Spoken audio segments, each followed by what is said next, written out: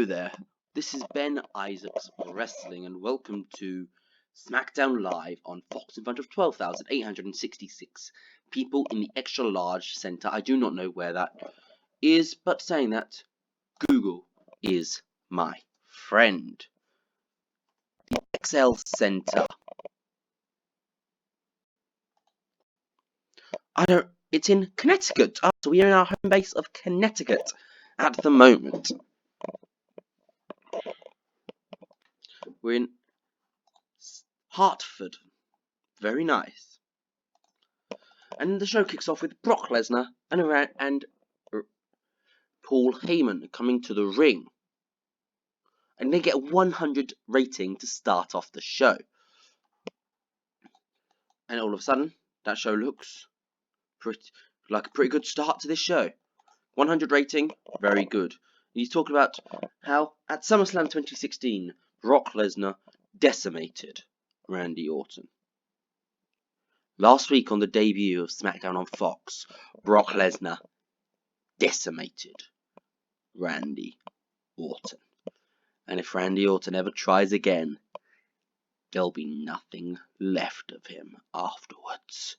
He's fighting a losing battle, and he cannot win. Gets a 100 rating. We then get Charlotte Flair defeating Peyton Royce with a figure 8 leg lock in the semi-finals. Oh no, quarter-finals technically of our WWE Women's Championship competition. One champion between both shows, and only at the big 4 pay-per-views, and of course the first TLC, of course. Will there be a crossover? And Charlotte Flair is in our semi-final and the SmackDown final. Who will she be facing though? Find out a little bit later on.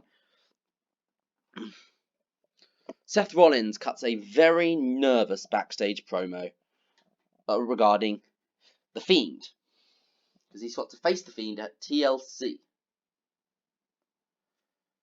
And, well, I don't know how confident he will be about that, because who would really be that confident about facing The Fiend? Don't answer that question. That also gets answered later today as well. He's always looking over his shoulder, and it gets a 78 rating. And the person who Charlotte Flair will be facing is Kairi Sane.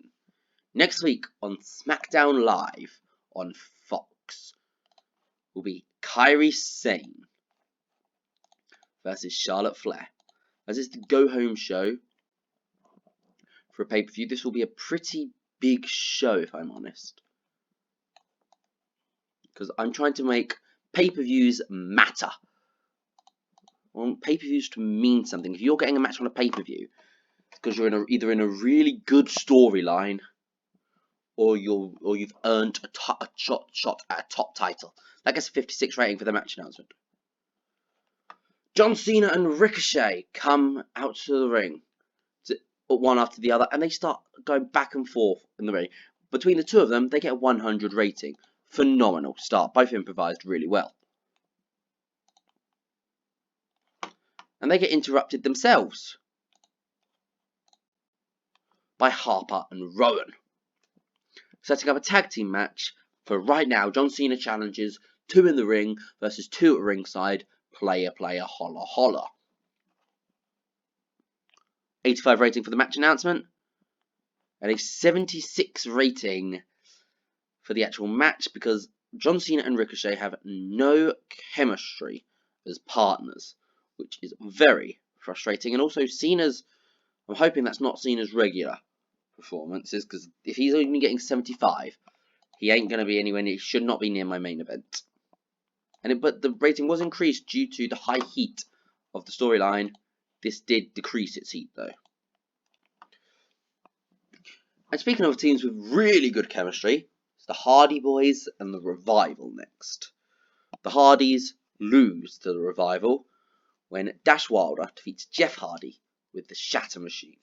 Hardy was better than anyone else in this match though. Gets a 72 rating overall, the match does, 87 rating for Jeff Hardy, 75 for Matt, 67 for both members of the Revival. And we get Firefly Funhouse as Bray Wyatt tortures a Seth Rollins doll. Ah, shite.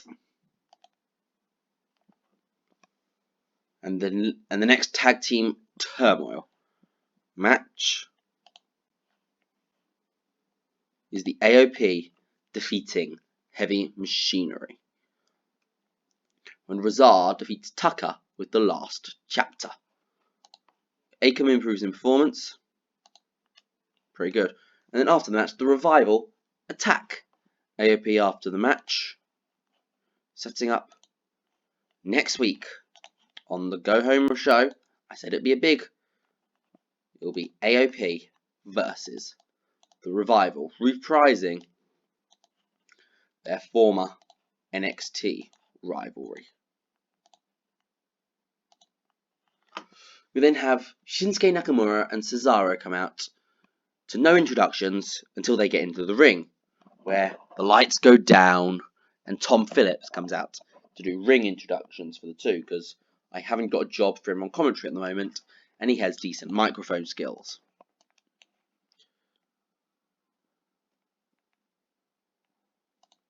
And the match gets a 71, which is understandable because I think I misread the crowd here.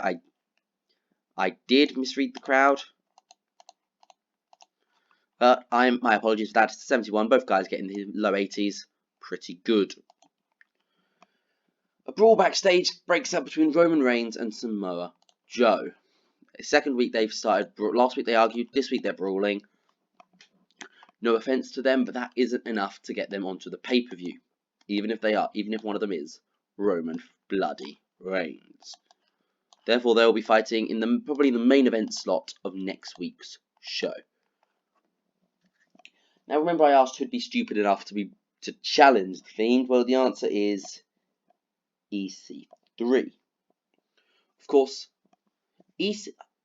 Derek Bateman and Husky Harris were in the same season of NXT together, if I remember correctly.